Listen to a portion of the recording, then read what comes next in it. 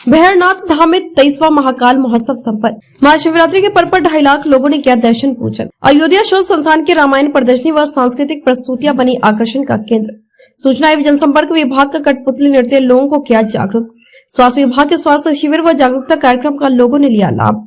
अमृत फल, आंवले व बेल के उत्पाद को सैकड़ों श्रद्धालुओं ने प्रसाद रूप में किया शिव को अर्पित। मुख्य कंट्रोल रूम से हुआ एक जनपद एक उत्पाद धार्मिक प्रमोशन। प्रबंध समिति व पुलिस की उत्तम सुव्यवस्था की हुई सराहना। प्रसिद्ध पांडवकालीन भैरवनाथ धाम में 23वें महाकाल महोत्सव का भव्य व सुव्यवस्थित आयोजन भैरवनाथ धाम क्षेत्रीय विकास संस्थान द्वारा किया गया। संस्कृति विभाग के अयोध्या शोध संस्थान द्वारा श्री रामायण प्रदर्शनी ने जहां महोत्सव व मेले में 4 चांद लगा दिया, वहीं राष्ट्रीय व अंतर्राष्ट्रीय कलाकारों की प्रस्तुतियां देकर कार्यक्रम को उत्कृष्ट स्वरूप प्रदान किया। प्रबंध समिति के कार्यकर्ता व पदाधिकारी व पुलिस बल व संबंधित विभागों ने जिला प्रशासन के मार्गदर्शन में उत्तम व्यवस्थाएं की, जिसकी सभी मुक्त कंठों से प्रशंसा करते नजर आए। सामाजिक कार्यकर्ता व धाम के महासचिव समाज शिखर के संयोजन में होने वाले इस महोत्सव में 16 फरवरी को संत समागम से शुरू हुए इस महोत्सव का उद्घाटन फाफमा विधायक गुरु प्रसाद मौर्य के नेतृत्व में भोलेनाथ का रुद्राभिषेक कर किया गया। सांस्कृतिक संध्या का शुभारंभ उप जिलाधिकारी सदर शैलेंद्र वर्मा ने किया। वरिष्ठ पत्रकार मतेंद्र प्रभाकर कृत श्री हनुमत चरित पुस्तक का पदार्पण धाम में हुआ, जिसकी प्रतियां जन सामान्य के बीच चर्चा के साथ वितरित की गयी। 17 फरवरी को दोपहर 12 बजे से बकुलाही नदी पुनरुद्धार के अवशेष सरकारी कार्यों को कराए जाने हेतु किसान संघ ने सम्मेलन का आयोजन किया।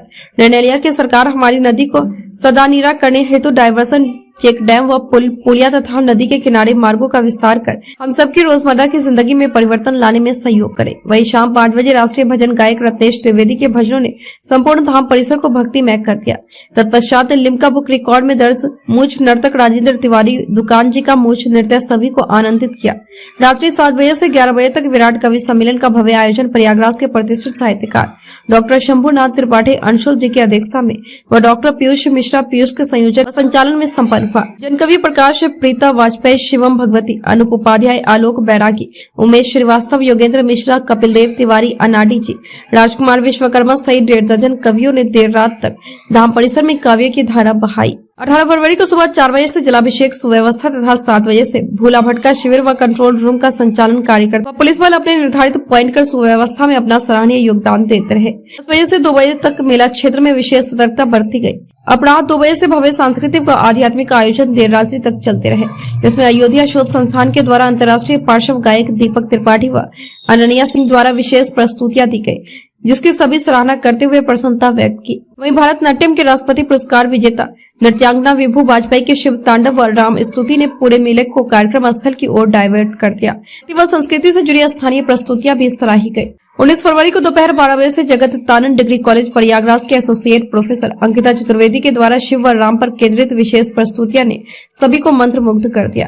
तत्पश्चात अंतर्राष्ट्रीय महिला काव्य मंच की पूर्वी उत्तर प्रदेश की इकाई द्वारा अध्यक्ष महाक जौनपुरी के संयोजन व प्रयागराज के सचिव रेणु मिश्रा के संचालन में भव्य महिला काव्य समारोह संपन्न हुआ, जिसकी अध्यक्षता हाईकोर्ट के वरिष्ठ अधिवक्ता व पत्थर चट्टी रामलीला के वरिष्ठ कलाकार रितन धरा मिश्रा, मिर्जापुर के अध्यक्ष सारिका चौरसिया, प्रतापगढ़ के अध्यक्ष आभा मिश्रा व सचिव सीमा तिवारी, डॉक्टर उपासना पांडे, राजश्री पांडे, स्वदेशी जागरण मंच की प्रयागराज अध्यक्ष डॉक्टर रशिम शुक्ला आदि ने प्रतिभाग कर सीता के राम पर केंद्रित रचनाएं प्रस्तुत की। मुख्य अतिथि के रूप में नई दिल्ली से पधारी काव्य मंच की ग्लोबल प्रेसिडेंट डॉक्टर नीतू राय ने अत्यंत प्रसन्नता जाहिर करते हुए आगे आयोजनों में बड़ी भागीदारी का संकल्प किया। नमामि गंगे परियोजना की पीओपी।